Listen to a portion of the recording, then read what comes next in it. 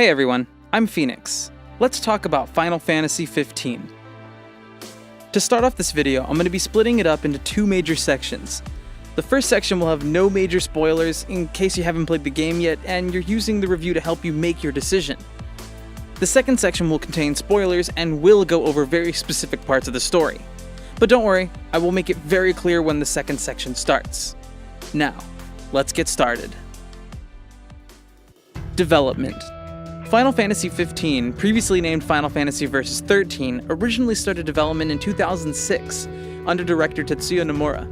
Nomura has been around for a very long time, dating back to '91, working as a debugger on Final Fantasy IV.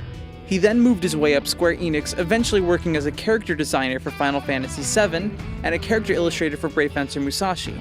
And it's also worth noting that he made the base story for Final Fantasy VII, VIII, and had plenty of other roles within Square. Like director of all the Kingdom Hearts games, this guy's dev team has been met with a lot of success.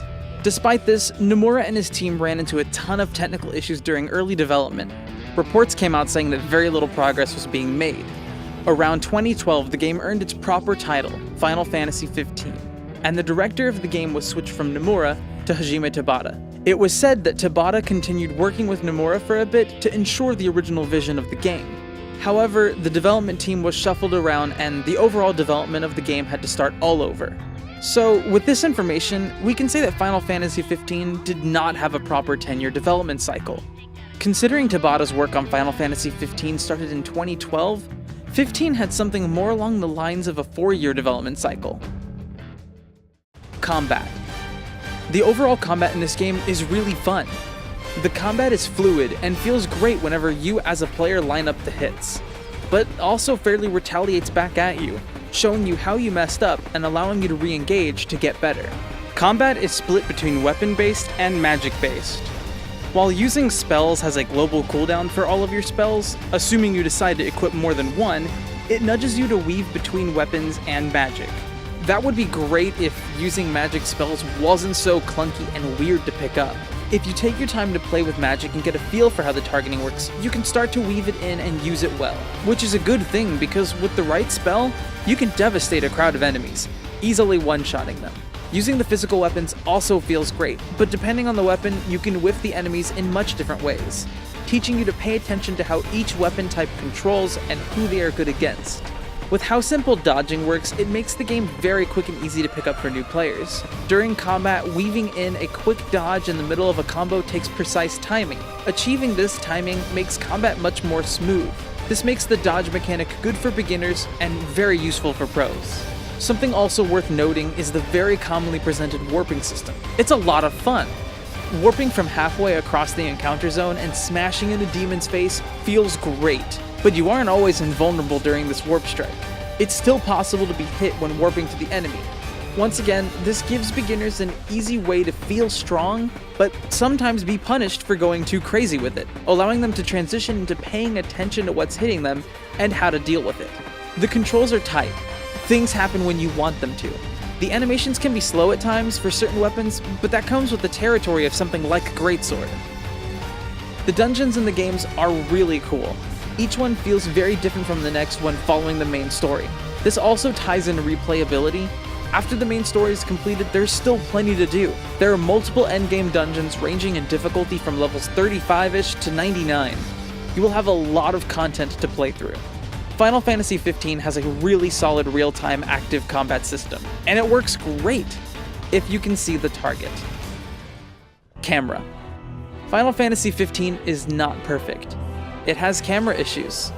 From shrubbery constantly in the way to dodge rolling while in an encounter, turning your camera around every time you roll, fighting in a small hallway is extremely difficult and ends up being you fighting the camera rather than the enemy. This gets in the way a lot. This is the only major thing I can complain about from a combat perspective.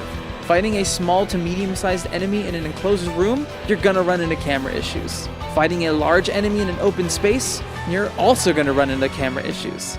Locking onto a large enemy and beating the fuck out of their feet is gonna give you a crazy awkward camera angle. Visuals. This world is beautiful. Driving around, you will see tons of different landscapes, and nothing is stopping you from hopping out of the car and slaying some shit. It's great, it feels nice and open, it's nothing revolutionary to gaming, but in this game, it just feels nice. Sometimes there are some textures that look kind of bad, but they are few and far between. Rarely has any visual really stood out in a bad way. The world just looks great. Sound.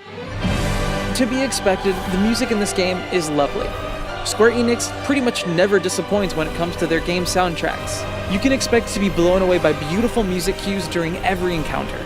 Sadly, on the other side of things, the audio suffers from some problems. There are moments when multiple layers of a certain type of sound horrible. They cut in and out. This doesn't sound intentional. There are a lot of times where characters' voices are extremely loud, as if Noctis has shoved his ear inside Gladio's mouth. The vocal exchanges almost always sound like they are talking right next to you, even though the character can be far away. There's just audio balancing issues across the board, but to the average player, you won't really notice these too much. Story. The story of Final Fantasy XV is actually a really beautiful one, flawed in many ways as far as the storytelling goes, but the overall premise is really heartwarming. The journey takes you many different places emotionally. They try and show you the compassion these characters share for each other, and not just in cinematics and cutscenes, but even in combat, the friends verbally care for each other. All these characters are just so lovable. The exchanges between the bro squad are very realistic. They get annoyed with each other. They hurt for each other. It's all very real. They call out to one another during fights in a way that makes you, as a player, feel like a part of a team of brothers. On the other hand, the storytelling itself is fragmented. There is missing information in lots of different areas. You might catch yourself asking, who? Or, wait, I don't remember that. As of right now, Hajime Tabata has said that there will be patches post-release to address these issues. Let's all hope for the best. We're now going to enter the second section of this review. We will go over specific elements of the story that will absolutely contain spoilers. If you'd like to skip to the conclusion of the review and bypass all the spoilers, click the annotation on the screen now. Alright, so you should only be here if you've either finished the game or are cool with spoilers. All these things are pretty intense and would take forever to talk about on their own, so I'm just going to speed through them. The 3 missing links. It's pretty obvious that these 3 major issues are going to be a big focal point for the DLCs. Gladio leaves the party at a certain point in the game to take care of some business. No one explains exactly what the fuck happened to Ignis during the fight with Leviathan, and then there's the piss-poor explanation of what exactly Prompto is. These 3 things are massive contributors to why I feel like the story is so fragmented. Again, I understand these things will be covered in the DLC, but this makes me feel like they shipped a massively incomplete game and are making us purchase DLC to get the full story. I am okay with buying DLC to further expand the story and understand things better, but there is such a huge lack of information. It just feels empty rather than me desiring to know more. Chapter 13. I feel like that title is more than enough to make plenty of people shout thank you. Chapter 13 is a goddamn mess. It's one thing to change the pace of the game and make things a little more stealth-like, but this was a really shitty way of doing it. We encountered pretty much one type of mob for over an hour with no sight of any other mobs. It took forever before actually running into a new mob, and even then, it was only a slight change. I understand the feeling they were going for in this chapter. They wanted to drive home the importance of Noctis accepting all of his powers, from the Ring of Lucii, which sucks, his royal armament, all the way to the larger role Noctis has to play in the story. Another major issue with Chapter 13 is the exposition in the form of small text walls. You had to pick up and read every little newspaper article and piece of paper while playing through Chapter 13 to even hope to understand the story as a whole. This made the chapter even slower to play through. Chapter 13 was a huge vomit of exposition. The only redeeming quality of this chapter was the absolutely stellar performance by Darren DePaul, the voice of Arden. The unexplained Ravis. Ravis is an extremely important character. And you know what? So is Lunafreya. Both get very little development. While Lunafreya is very important to Noctis directly, Ravis for sure got the short end of the stick when it came to screen time and development. I don't mind the boss battle we have with Ravis. It's honestly really creepy. The music, the setup, everything. But with such little development and explanation, I was left feeling the tension of a cool boss fight, but with very little lore to keep me interested in the fight. I hope we get more information on Ravis in future patches and DLC. Arden Lucis Callum. Thank fucking God Arden doesn't turn into a fucking battleship or a giant interdimensional being. Arden is one of the very few Square Enix bosses that don't transform. From Arden's voice and appearance to his overall influence on the story, he really is the glue that holds this game together. Arden is by far my favorite character in Final Fantasy XV, right next to Aranea Highwind. There was no way I was getting through this review without mentioning Aranea at least once. Final Fantasy XV is a really great game.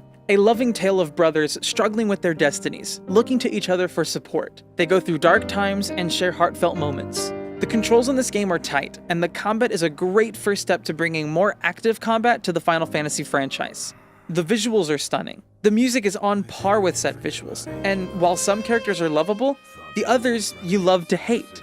Provided you can get past the convoluted nonsense that is yet to be explained in the story and the janky camera, the average player can expect to enjoy 50 plus hours in this game. While you might be able to get through the main story in about 20 to 30 hours, there's easily 100 hours of content currently in the game, and we have yet to see any DLC. Expect to play this game for a while if you purchase the Season Pass. I feel like my experience in Final Fantasy XV has really opened my eyes to the amazing characters and worlds Square Enix creates. This game makes a great gift for any RPG lover, and will hopefully drive the AAA JRPG scene into the spotlight more. I give Final Fantasy XV a 7 out of 10. With future patches and DLC planned, I can see the complete package of 15 easily earning itself a 9 out of 10, but only time will tell. Thanks for watching, everyone. If you liked this video, you know what to do. If you disliked it, feel free to comment below and share your feelings. If you want to see more content like this, be sure to subscribe. To get a notification every time I upload, click the bell next to the subscribe button. See you next time.